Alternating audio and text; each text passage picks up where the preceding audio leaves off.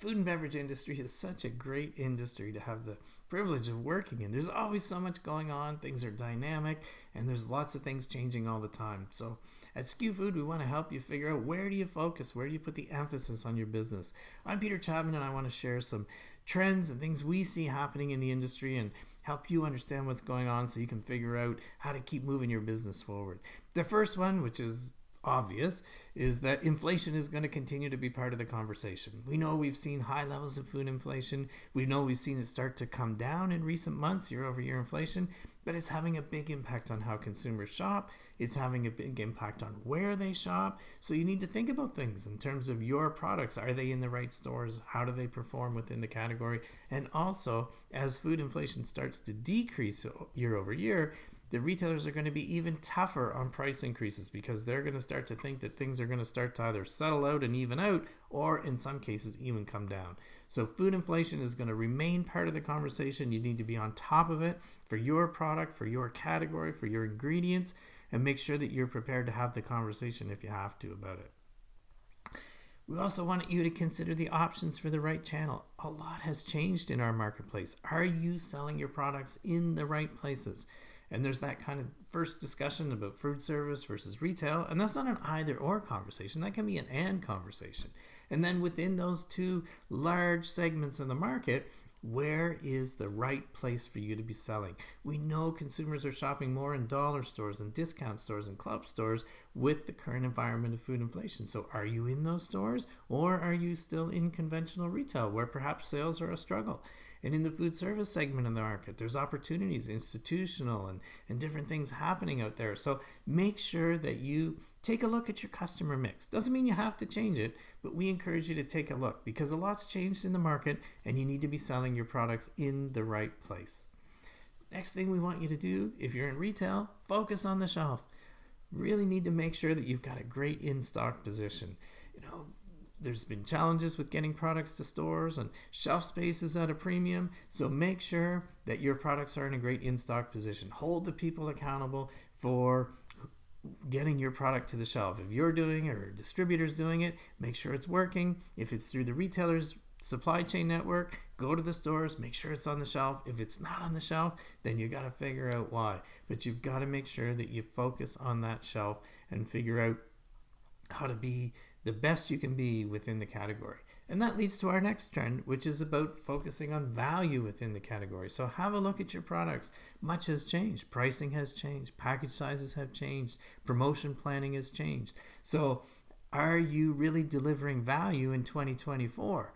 Not were you doing it in 23 or 22.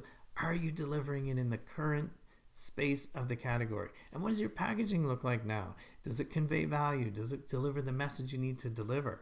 So make sure that you're focusing on that value within the category and that you're delivering it. The next thing we want you to do is think about the underdog. And when we talk about the underdog, we mean retailers. If you're working with independents or regional chains, then are you doing everything you can do within your power to get them the information they need? Are you doing a great job on in-stock position? All those kind of things. We need more choice in the retail landscape. And our perspective is we think it would be much better to grow it from the retailers we have in the marketplace today, not bring some international discounter from somewhere else like the politicians want to do. So we would encourage you to work with those small chains, independent chains, and help them get bigger and stronger. You have to take care of all your customers. We understand that. But if you're working with some of those small regional independents, then make sure you give them the tools to do the best job that they can do and help them grow their business. We also need to continue to focus on sustainability. And just like inflation, we know that's not a new conversation to have, but you need to be demonstrating incredible improvements in this area. We always think of food inflation in terms of three different buckets, one being food waste, another being packaging, and another being your environmental footprint. So can you articulate to your customers, to consumers, the improvements and the changes that you've been making? Consumers are demanding it, regulators are implementing change, and your customers, the retailers, are expecting you to come to the table. So make sure sustainability is on your to-do list. We also want you to get laser focused on who your target market consumer is. Think of how much change consumers have endured over the last few years. And we need to make sure that your definition of that target market consumer is accurate in 2024, not 2022. So if you need to update that target market consumer definition, now's the time to do it. Have the conversations about consumers. And then that will allow you to be much more focused in your promotion strategies, much more effective, cost effective, and also be able to articulate to your customer, the retailer, who is buying your product. We also want you to encourage to be more than local. So if local has been part of your go-to-market strategy, that's great, and it probably helped you get to the shelf with some of the local product programs and things out there. But now we want you to have the opportunity to scale your business, and you need to be more than local. So ask yourself these two questions. What is it about local in terms of maybe ingredients, how you produce your product, where you produce your product, those kind of things that make it a great product?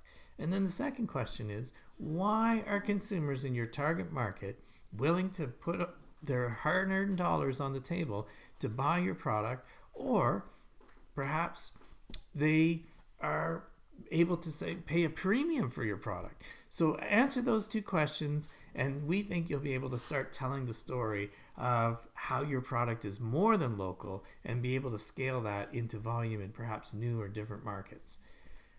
We know there's been lots of change in the marketplace, but out of sight, out of mind is not where you want to be this year.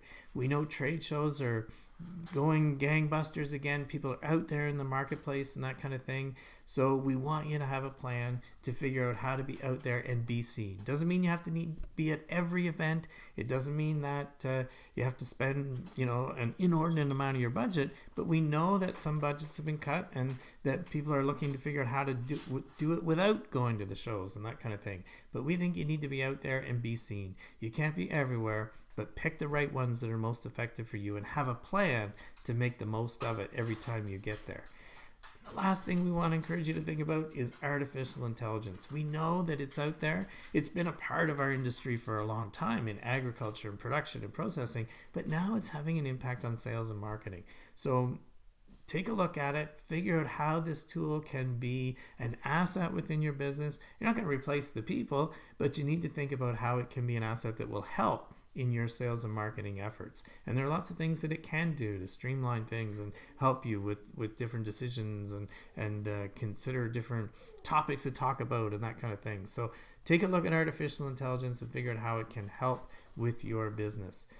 So hopefully these trends have been a help to you and figure out where to take a look at focusing efforts in your business. At SKUFood, we appreciate you being part of our community. We're excited about this year because we're going to continue with our weekly newsletters to provide information and value to the people in our community. And we're also excited to let you know we're going to be coming out with a podcast in 2024.